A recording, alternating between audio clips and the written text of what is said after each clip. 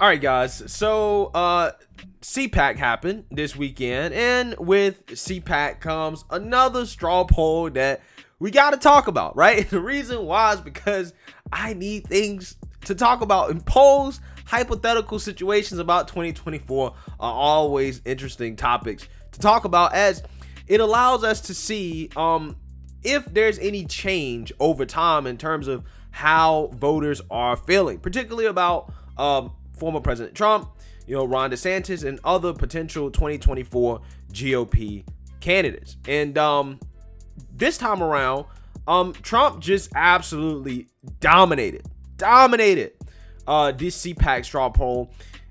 And it's interesting because this conference was taking place in Texas. The last conference took place in Florida, in which I told you guys at the time I thought that Ron DeSantis had a little bit of home cooking, okay? Because Trump wasn't as dominant as he was in this poll. In the last CPAC poll, lo and behold, we have this poll in Texas. This time he dominates. So I think that definitely the poll in Florida, Ron DeSantis had a little bit of home cooking going for him, but he didn't do bad, right? He didn't do bad at all considering the stage that we're at. So let's look at the results, and I'm gonna give you guys my opinions on what this may or may not mean.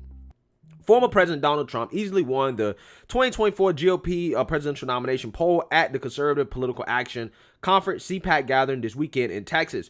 Trump, who repeatedly flirted with making another presidential run in 2024 to try and return to the White House, captured 70% of ballots in the anonymous straw poll, according to results announced by CPAC on Tuesday afternoon. That's a boost from the 55% support he won in the hypothetical 2024 Republican primary matchup straw poll at CPAC Orlando in late February. Okay, so yeah, he's up 15%. Like I said, that, in my opinion, indicates that Ron DeSantis had some home cooking in Florida, given how Trump did so much better in this Texas CPAC conference. Quote, "I want to personally thank each and every one of you for your incredible support," Trump said as he gave the Dallas event's keynote address minutes later. Florida Governor Ron DeSantis came in at a distant 21%. No one else among the 19 potential 2024 Republican White House contenders topped 1%. Okay, so that actually is a big deal, right? So if you look at the chart here, guys, Trump, again, dominating, 70%. Ron DeSantis, 21%. Everybody else has either 1% or below. And there's a lot of 0%. Okay, and before we get into the 0%, the question, guys, is important. Because this CPAC, it asked, if the 2024 Republican primary for president in your state were held today, among the following candidates, for whom would you vote?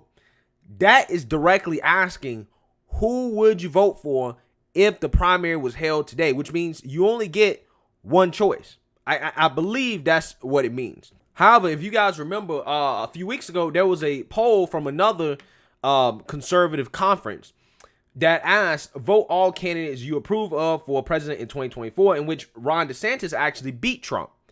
Now, I told you guys at the time I made this video, I said, that poll really doesn't mean as much because it's basically asking, okay, who do you approve of, not who you would vote for. And you also can mark off multiple candidates. So with that being said, it's just more people said, okay, at the time, they would approve of Ron DeSantis over Trump, but that doesn't mean that DeSantis would necessarily beat Trump if an election was held today. Those are two different things, okay? And I think this CPAC poll really kind of backs up what I was saying at the time. Because I think a lot of people kind of misinterpreted what that poll actually meant. It didn't really mean anything. It just meant that a lot of people probably feel more comfortable with Ron DeSantis than they do Trump. But again, if they had to pick a candidate to go with, who would they want to run, it would probably be Trump. A lot of people are going to go with something that they know, something that they experience. A lot of people have not really experienced what it would be like to be governed by Ron DeSantis. And I think that Trump is going to have that advantage moving forward in terms of familiarity and popularity over DeSantis. Now, that doesn't mean that it can't change in the future, but as of right now, it seems to me if the primary was held today, Trump would definitely win. And I've been saying that for a while, even though I do think that Ron DeSantis could give him a run for his money, I still think that Trump would edge him out, right? Now, when it comes to the 0%, Mike Pence with 0%, just drop out, bro. I mean, I'm so serious. Just drop out. I mean, Pence is basically running, right? He's probably going to be a part of, who the establishment wants, okay, because he is associated with Trump, but he's not necessarily all the way on board with Trump. So, seeing him poll at 0%, I don't understand why he's even trying, right? If I was Pence, I would just go off into the sunset, just kind of retire and just be done with politics, right? If I was him. And everybody else, man, I mean, listen, there's really no race here. The only race there is between Trump and Ron DeSantis, and even then, Trump's still dominating. So who knows? I mean, if CPAC, maybe they hold it in another part of the country, maybe these results will change, right? If they held it in another state, who knows? But I mean, Trump has won twice in a row now at CPAC. So we'll see if this continues to change over time. Now, let's read a little bit more here because they're going to talk about the polls without Trump.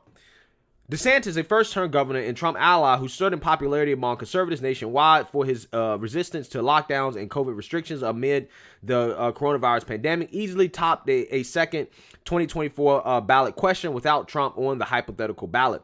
DeSantis grabbed 68% support on that question, with former Secretary of State Mike Pompeo at 5%, Donald Trump Jr. and Senator Ted Cruz of Texas were both at 4%, and South Dakota Governor Kristi Noem at 3%. No one else topped 2%.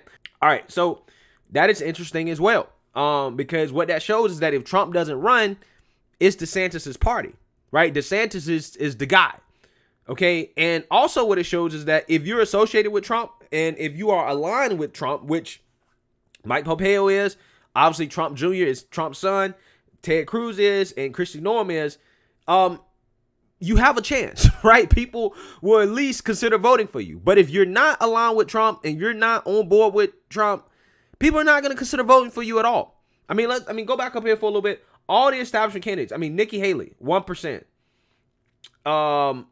Pence, again, 0.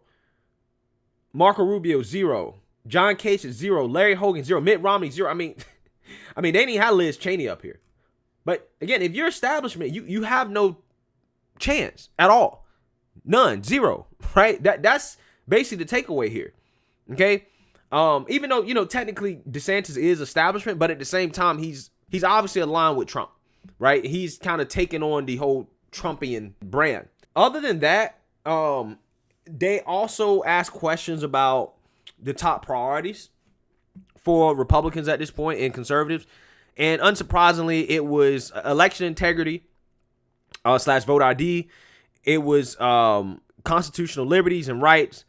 And then it was also immigration. Okay, so it is unsurprising that those were the top issues and the things that conservatives care about. And again, if you look at who's winning and who's at the top, those people who have focused on those issues the most are the people that the voters like the most. Obviously, Trump, it's been big on basically all three of those things.